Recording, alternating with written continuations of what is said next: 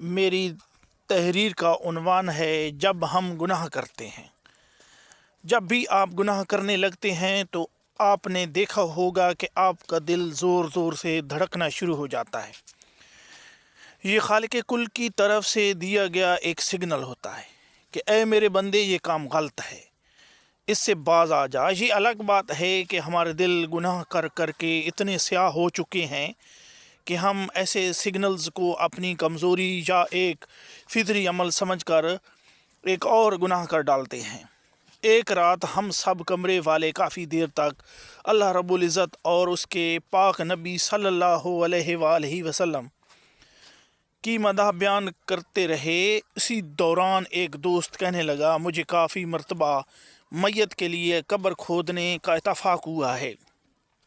ایک مرتبہ ہم 4 دوست قبر کھود رہے تھے۔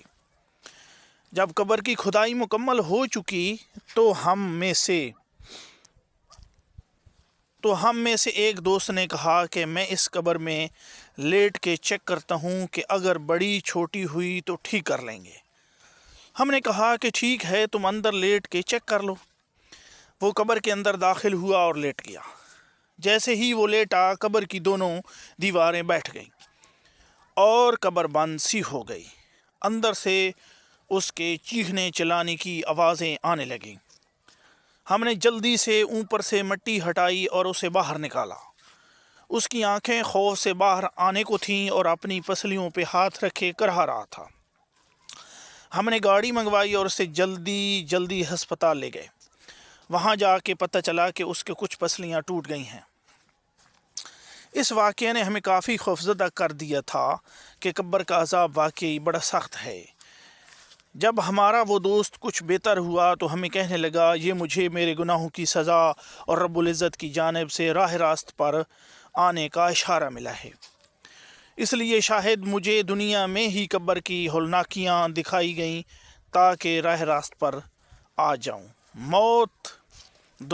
موت ایک کڑوا سچ ہے جسے ہر ذی نفس نے برداشت کرنا ہے، اور اس کڑوے سچ کا پہلا مرحلہ قبر ہے، جہاں نہ بجلی ہے کہ کوئی بلب جلا کے روشنی مل جائے گی، اور نہ پانی ہے کہ گھبراہٹ میں بندہ 2 گھونٹ پی کے تھوڑا حوصلہ میں آ جاتا ہے۔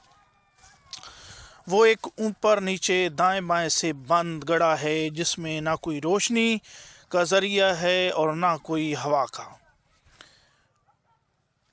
اوپر منو مٹی، نہ کوئی فریاد سن سکتا ہے، نہ کوئی وہاں آپ کی حالت دیکھ سکتا ہے۔ وہاں اللہ کی رحمت اور دنیا میں کیے گئے نیک اعمال ہی ہمیں جو آپ کی تسکین کا ذریعہ بن سکتے ہیں۔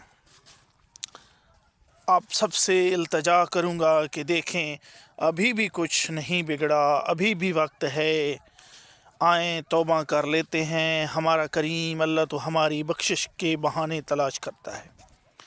اس نے ایک بار پھر ہمیں بخشش کا موقع دیا ہے، اسے ضائع نہ ہونے دیں۔ رحمت، مغفرت اور دوزخ سے آزادی کا ہمیں آج سے پھر ایک بار سنہری موقع مل رہا ہے۔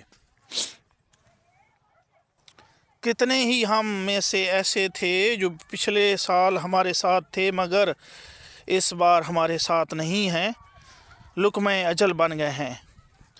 خدا را ان ساتھیوں کو غنیمت جانے، ان میں سے اپنے رحیم رب کو راضی کر لیں، اسی میں ہی ہماری دنیا اور آخرت کی بھلائی ہے۔ والسلام۔